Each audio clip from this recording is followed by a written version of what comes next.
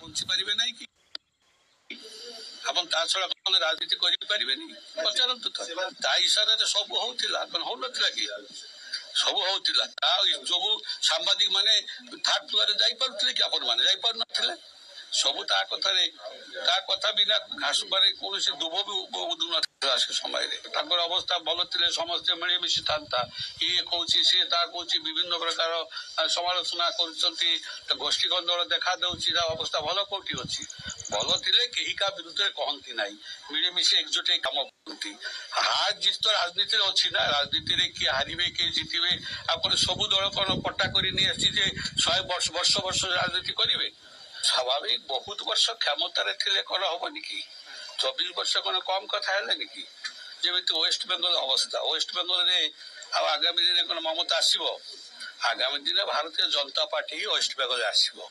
ତେଣୁକରି ଇଏ ଯୋଉ 24 ବର୍ଷ ରହିଲେ ବିଜୁ ଜନତା ଦଳ, ବର୍ତ୍ତମାନ ଓଡିଶାରେ ଭାରତୀୟ ଜନତା ପାର୍ଟି ପୁଣି 24 ବର୍ଷ ଉର୍ଦ୍ଧ୍ୱ ଯିବେ, କଣ୍ଟ୍ରୋଲ କରିବେ। ଆପଣ ମାନେ କି ଜାଣିନାହାନ୍ତି? ସବୁ ଜାଣିକରି ମୋ ତୁଣ୍ଡରୁ କାଇଁ କଥା ନେବା ପାଇଁ ଚାହୁଁଛନ୍ତି? ଆପଣ ମାନେ ସବୁ ଜାଣୁଛନ୍ତି। ଆମଠୁ ଅଧିକା ଜାଣିବା ଲୋକ ଆପଣ ମାନେ ଅଛନ୍ତି। ସବୁ ସେ ସାରା ଇଲେକ୍ସନ ବେଳେ ସାରା ଓଡିଶାରେ ପାଣ୍ଡିଆନ ବୁଲିଲେ, କୋଉ ମଞ୍ଚରେ କୋଉ ନେତା ଏମଏଲଏ ଏମପି ମିନିଷ୍ଟର ଛିଡା ହେବାକୁ ଦେଲେ କି? ଦେଲେ ନାହିଁ। ଏଇଟା ଗୋଟେ ମାନେ କେଡେ ଅପମାନଜନକ କଥା ହେଲା ସେ ସମୟରେ ଏମଏଲଏ ମନ୍ତ୍ରୀ ମାନଙ୍କର, ଯେ କେହି ମଞ୍ଚରେ ବସିବେ ନାହିଁ, ଜଣେ ମାଇକ ନେଇକି ବୁଲିବେ, ଆଙ୍କରିଂ କଲା ଭଳିଆ କରି ବୁଲୁଥିଲା। ସନ୍ନ୍ୟାସ ଦେଇକି ତୀର୍ଥଧାମ ଯିବା କଥା। କୋଉଠି ଅଛନ୍ତି ଆପଣ ମାନେ? ଖୋଜନ୍ତୁ, ଯେମିତି ମତେ ଖୋଜି ବାହାର କଲେ ଏଠି। ମୁଁ ତ ଆଗରୁ ବି କହିଲି ଯେ ଏଟା ଗୋଟେ ଭିନ୍ନ ଦଳର ଗୋଟେ ଆଭ୍ୟନ୍ତରୀଣ ଗଣ୍ଡଗୋଳ। ଆଉ ସେ ବିଷୟରେ ମୋଠୁ ନେଲେ କଣ ଲାଭ? ମୁଁ ଦଳରେ ଥିଲି। ବିଶେଷ ଭାବରେ ଦେଖାଯାଉଛି ଏଇ ଯୋଉ ବିଗତ 5 ବର୍ଷ ଆଗରେ ଯାହା ଚଳୁଥିଲା ବିଗତ 5 ବର୍ଷ ମାନେ ଯେପରି ଭାବରେ ବରିଷ୍ଠ ଅଭିଜ୍ଞ ସମ୍ପନ୍ନ ନେତା ମାନଙ୍କୁ ଉପେକ୍ଷା କରାଗଲା ଏବଂ ଯାହା ଦ୍ୱାରା କି ନବଗତ ମାନଙ୍କୁ ଯୋଉ ପ୍ରକାର ଅଗ୍ରାଧିକାର ଦିଆଗଲା, ଯୋଉମାନେ ନୂତନ ଭାବରେ ଆସିଲେ ଏବଂ ତାଙ୍କ ଭିତରେ ଗୋଟେ ବର୍ତ୍ତମାନ ବିସ୍ଫୋରକ ପରିସ୍ଥିତି ଦେଖାଦେଇଛି।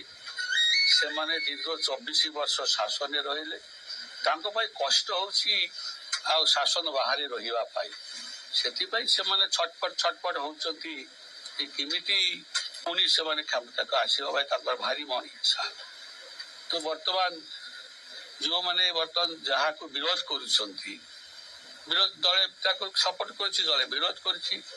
ଯଦି ଜିତି ପାରିଥାନ୍ତା ପୁଣି ଯାଇକି ସମସ୍ତେ ତାରି ସ୍ୱର୍ଣ୍ଣାପନ୍ନ ହେଇଥାନ୍ତା। ତେଣୁକରି ବର୍ତ୍ତମାନ ହାରିଗଲେ ଯାହା ହୁଏ ସେ ପ୍ରକାର ହଉଛନ୍ତି। ଆଉ କଣ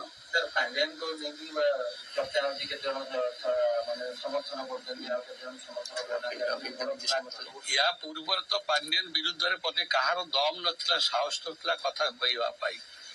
ଏବେ ଯେହେତୁ ବର୍ତ୍ତମାନ ତାର ବି ଅବସ୍ଥା ଖରାପ, ସେଥିପାଇଁ ବର୍ତ୍ତମାନ ତା ଉପରେ ସମସ୍ତେ ଲୁଚୁଛନ୍ତି। କିନ୍ତୁ କଥାଟା କଣ ହେଲା କି ଯେ ବର୍ତ୍ତମାନ ସେମାନେ ଯଦି ନିଜର ଭଲ ଚାହିଁବେ, ନିଜ ଭିତରେ ସମାଧାନ କରିବା ଉଚିତ ହବ। ଆଉ ଏଗୁଡାକ ଯେତେ ଘାଣ୍ଟିବେ ସେତେ ତାଙ୍କରି ପାଇଁ ଅସୁବିଧା, ଦଳ ପାଇଁ କ୍ଷତିକାରକ। ଦିଟା ଦଳ ଭାଗ ହେଇଗଲାଣି, ପାଣ୍ଡିଆନ ଗୋଷ୍ଠୀ ଜଣେ ହେଇଗଲାଣି, ଆଉ ଗୋଟେ ଅଲଗା ଗୋଷ୍ଠୀ ଗୋଟେ ହେଇଗଲାଣି। ସେ ତ ସ୍ୱାଭାବିକ ବହୁତ ବର୍ଷ କ୍ଷମତାରେ ଥିଲେ କଣ ହବନି କି? 24 ବର୍ଷ କଣ କମ କଥା ହେଲେନି କି? ଯେମିତି ୱେଷ୍ଟବେଙ୍ଗଲ ଅବସ୍ଥା, ୱେଷ୍ଟବେଙ୍ଗଲରେ ଆଉ ଆଗାମୀ ଦିନେ କଣ ମମତା ଆସିବ? ଆଗାମୀ ଦିନେ ଭାରତୀୟ ଜନତା ପାର୍ଟି ହିଁ ୱେଷ୍ଟବେଙ୍ଗଲରେ ଆସିବ। ତେଣୁକରି ଇଏ ଯୋଉ 24 ବର୍ଷ ରହିଲେ ବିଜୁ ଜନତା ଦଳ, ବର୍ତ୍ତମାନ ଓଡିଶାରେ ଭାରତୀୟ ଜନତା ପାର୍ଟି ପୁଣି 24 ବର୍ଷ ଉର୍ଦ୍ଧ୍ୱ ଯିବେ, କଣ୍ଟ୍ରୋଲ କରିବେ।